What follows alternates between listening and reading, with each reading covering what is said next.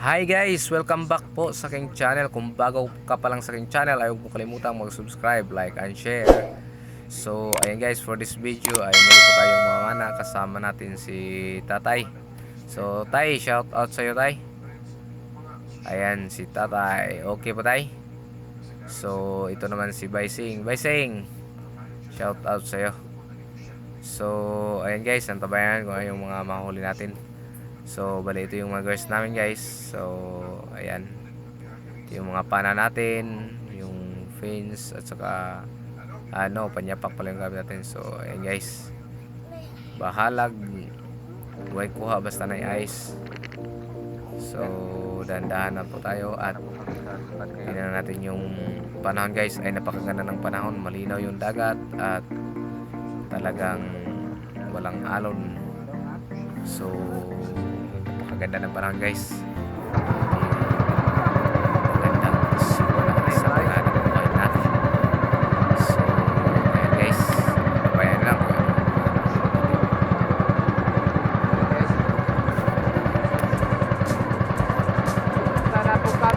Good.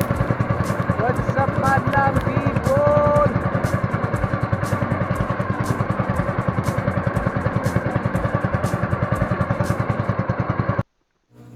So, ayan guys, narito na po tayo sa spot. So, first step natin ay i-load natin yung ating spare gun. Medyo malabo yung dagat sa ibabaw guys kasi palaging umuulan. Kaya ganyan yung setup niya, hindi siya malinaw. So, ayan.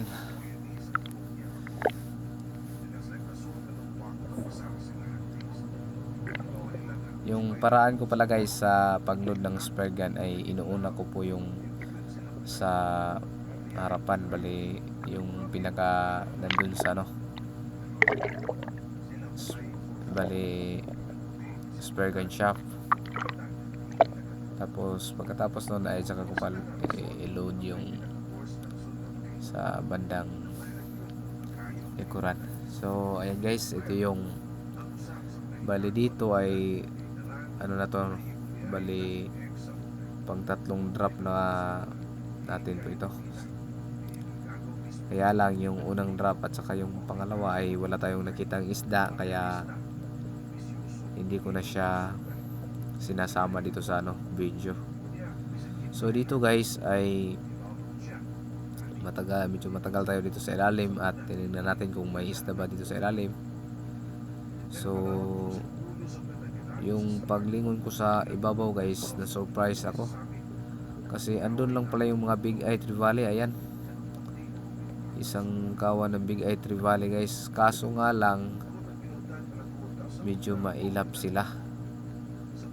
Siguro kung may hangin pa ako nito guys, kaya ko itong panahin. Kaya wala na, kinapos tayo ng hangin at sa kasawayang palad ay hindi natin napana guys. So better luck next time na lang.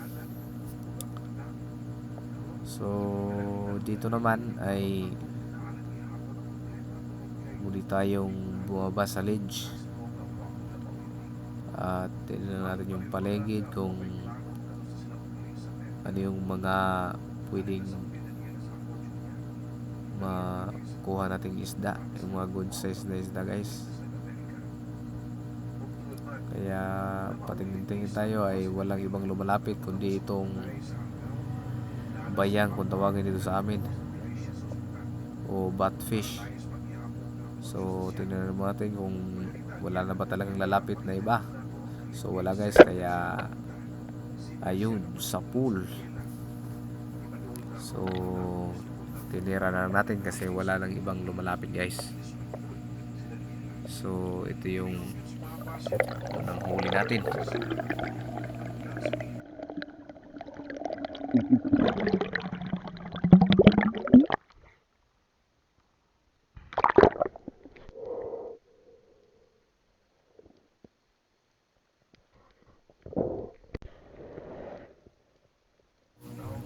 At dito naman guys ay muli na naman tayong bumaba sa ledge at yung kilos natin dito ay talagang dahan-dahan lang. Iniiwasan natin na yung maliko tayo sa ilalim ng dagat guys, kasi ano yun, bali kakapusin ka sa hininga nun. So ayun guys, may nakita yung Big Eye Valley.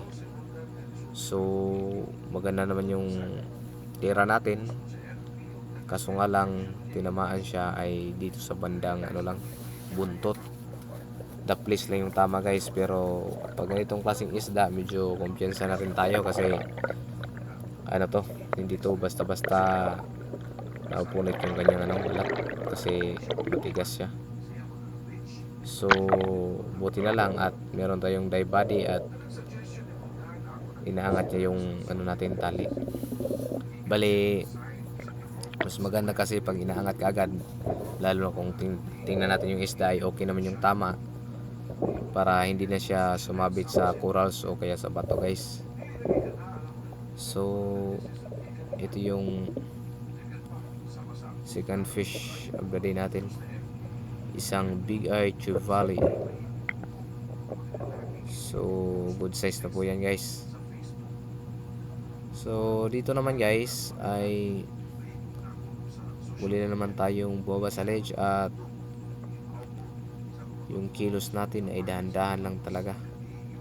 Kailangan talaga guys sa ganitong D-dive ay ano lang, kumbaga yung kilos mo kung parang nasa ano ka, pelikula, slow mo, para na rin tipid ka sa hangin at bukod doon yung isda ay hindi mailap.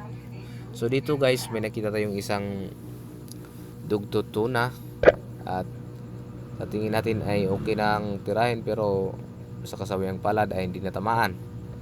Siguro guys medyo baluktot yung shop natin kasi ordinary stainless lang yung shop natin, kaya nung tinira ko yung isang dugtod tuna ay wala, sablay tayo.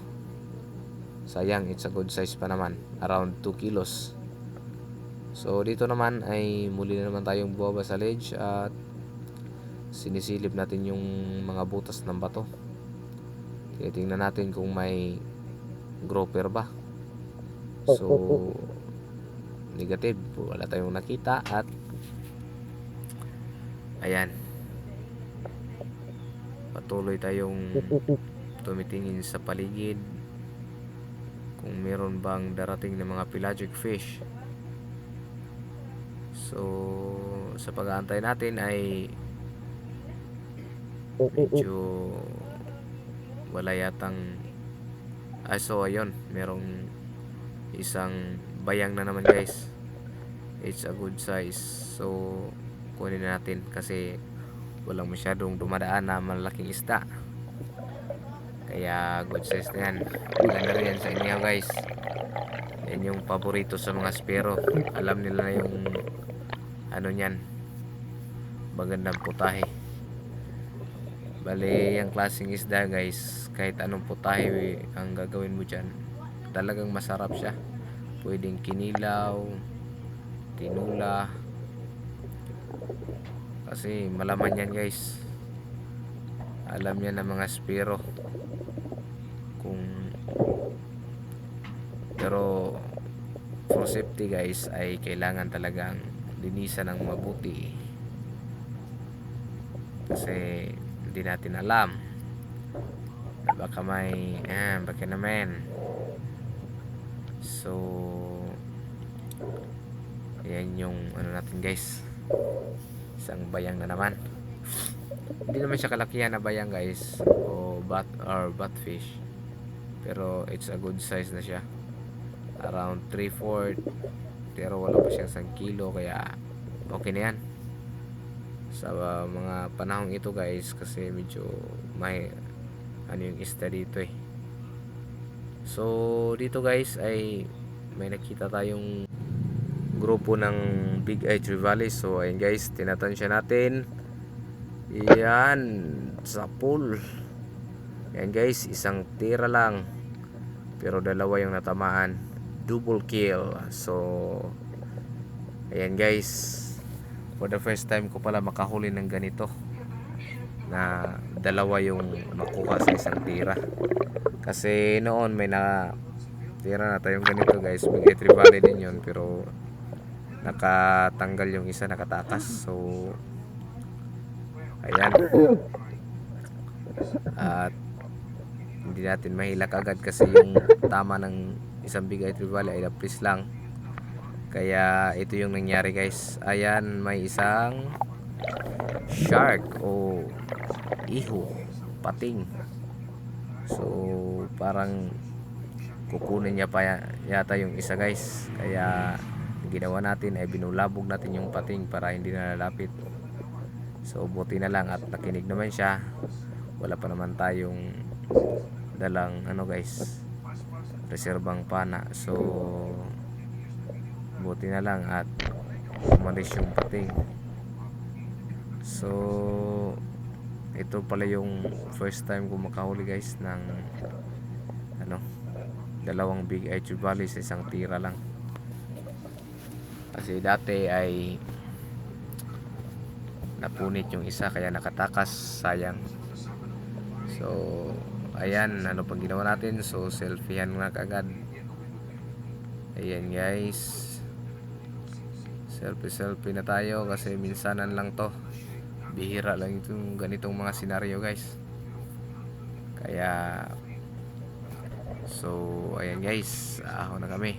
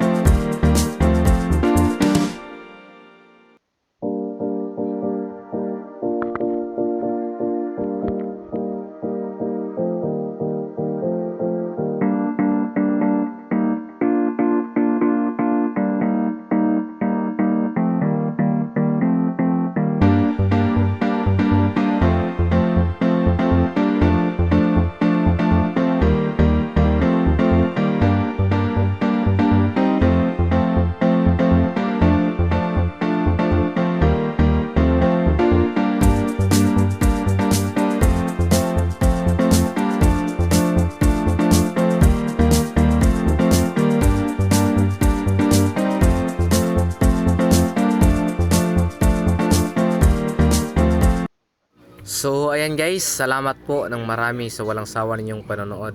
So ayan guys, mga bago pa lang dyan sa aking channel, ay ulitin ko po, ay huwag mo pong kalimutang mag-subscribe, like and share. At pakihit na rin po sa notification bell para lagi po kayong updated sa mga bagong video na i-upload natin guys. So ayan, thank you so much for watching.